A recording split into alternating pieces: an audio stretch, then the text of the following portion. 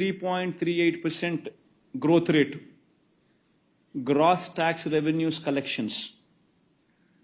2020-21లో next ఆ తర్వాత following ఇయర్లో మళ్ళీ 20,27,104 కోట్లే. అప్పటికి 0.85% పెరుగుదల growth rate in gross tax revenues. మామూలుగా చూస్తే చంద్రబాబు నాయుడు గారు అధికారంలో ఉన్నప్పుడు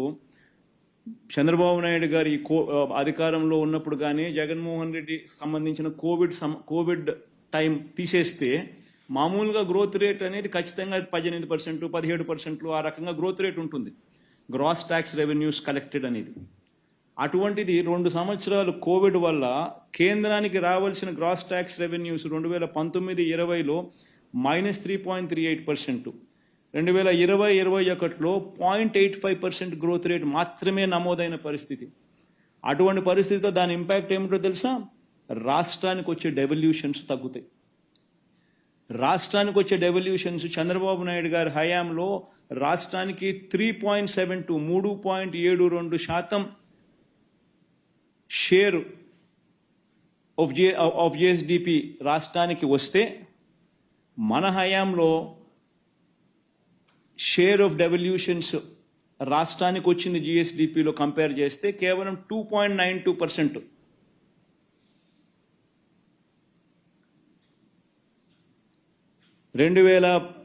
ఇది జిఎస్డిపినా జీడిపినా? జిఎస్డిపిలో చంద్రబాబు నాయుడు గారి హయాంలో రాష్ట్రానికి వచ్చిన డెవల్యూషన్స్ 3.72% వస్తే మనకు కోవిడ్ రావడం వల్ల నష్టం జరిగి రాష్ట్రానికి రావాల్సిన డెవల్యూషన్స్ కూడా అంతకు ముందు 5 సంవత్సరాలు చంద్రబాబు నాయుడు గారి హయాంతో పోలిస్తే రాష్ట్రానికి వచ్చిన డెవల్యూషన్స్ కూడా జిఎస్డిపిలో 2.92% మాత్రమే వచ్చిన పరిస్థితులు తగ్గినాయి మన పర్సంటేజ్ చూస్తే. అటువంటి పరిస్థితుల్లో కేంద్రమే కాదు ప్రతి రాష్ట్రము కూడా అప్పులు ఎక్కువగా చేసుకునే వెసులుబాటు కేంద్ర ప్రభుత్వం అడుగులు ముందుకు వేసింది. కేంద్ర ప్రభుత్వం ఎక్కువ అప్పులు తీసుకుంది, రాష్ట్రాలకు ఎక్కువ అప్పులు తీసుకునే అవకాశం కూడా కల్పించింది. అయినప్పటికీ కూడా మన హయాంలో చంద్రబాబు నాయుడు గారు చేసిన అప్పులు కన్నా మన హయాంలో అప్పులు మనం తక్కువ చేసినాం. చంద్రబాబు నాయుడు గారి హయాంలో compounded annual growth rate of liabilities 21.63% అయితే మన హయాంలో compounded annual growth rate of liabilities all kinds of liabilities put together 12.90% మాత్రమే. ఆయన హయాంలో ఎఫ్ఆర్బిఎం డెట్కు సంబంధించిన అంశం వరకే చూసుకున్నా కూడా 18.15% కంపౌండెడ్ యాన్యువల్ గ్రోత్ రేట్, మన హయాంలో 13.80% మాత్రమే కనిపిస్తుంది. అంటే ప్రతి అంశంలోనూ కూడా అప్పుల పరంగా కోవిడ్ లాంటి విపత్కర పరిస్థితుల్లో కూడా వైఎస్ఆర్సీపీ హయాంలో అప్పులు తక్కువ జరిగాయి. Compounded annual growth rate of debt when compare to Chandrababu's రెజీమ్లో ఆయన 5 సంవత్సరాలతో కంపేర్ చేస్తే. ఇది వాస్తవాలు. మిమ్మల్ని అందరినీ కూడా కోరేది ఒకటి, స్లైడ్ చూపించండి. ఈ గవర్నర్ గారికి కూడా నేను ఈ సందర్భంగా లెటర్ రాస్తున్నాను. అయ్యా గవర్నర్ గారు, మిమ్మల్ని కూడా చంద్రబాబు నాయుడు గారు మోసం చేసి మీతో కూడా అబద్ధాలు చెప్పించడం ధర్మమేనా? మీరు కూడా వాస్తవాలు తెలుసుకోకుండా ఈ మాదిరిగా అసెంబ్లీలో ప్రసంగించడం న్యాయమేనా అని కూడా గవర్నర్ గారిని కూడా లెటర్ రాస్తా ఉన్నాం. గవర్నర్ గారికి వాస్తవాలన్నీ కూడా క్రోడీకరించి ఆధారాలతో సహా పెడుతూ గవర్నర్ గారికి కూడా లేఖ రాసి చంద్రబాబు నాయుడు గారి ప్రభుత్వాన్ని, ఆర్థిక శాఖను తిట్టమని చెప్పి, మందలించమని చెప్పి, గవర్నర్ గారిని ఈ రకంగా రైడ్కి తీసుకొని పోవడం, గవర్నర్ గారి చేత కూడా ఈ మాదిరిగా అబద్ధాలు ప్రచారం చేయించడం కరెక్ట్ పద్ధతి కాదు అని చెప్పి గవర్నర్ గారికి కూడా లెటర్ రాస్తున్నాం ఇవన్నీ వాస్తవాలు పెట్టి.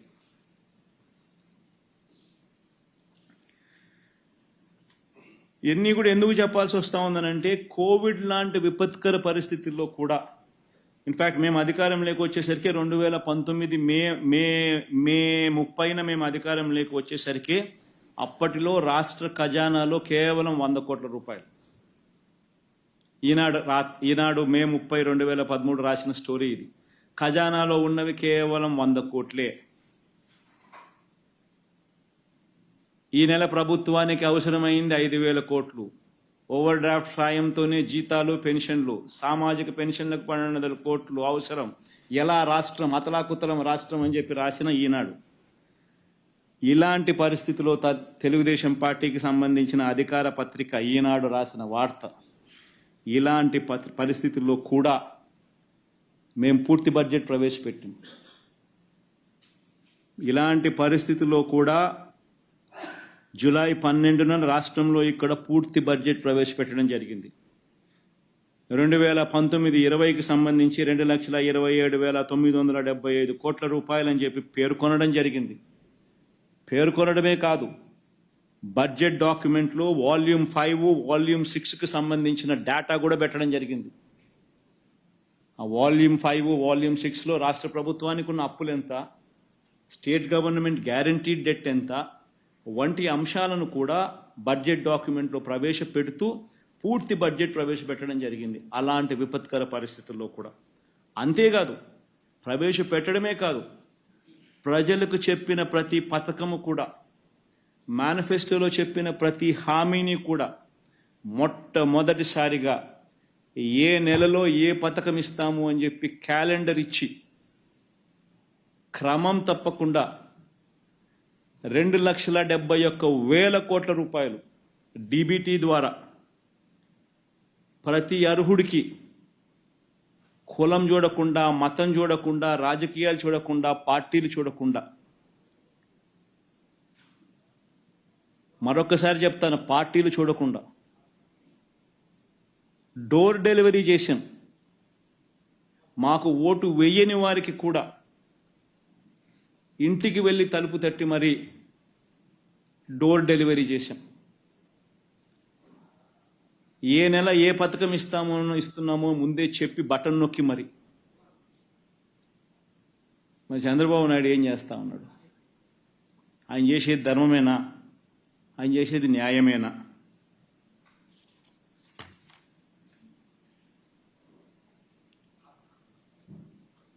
ఈరోజు చంద్రబాబు నాయుడు గారు ముఖ్యమంత్రి అయ్యే టయానికి మా టైంలో అన్న మాకు 100 కోట్ల రూపాయలు మాత్రమే ఉన్న పరిస్థితుల్లో మేము అధికారంలోకి తీసుకున్నాం.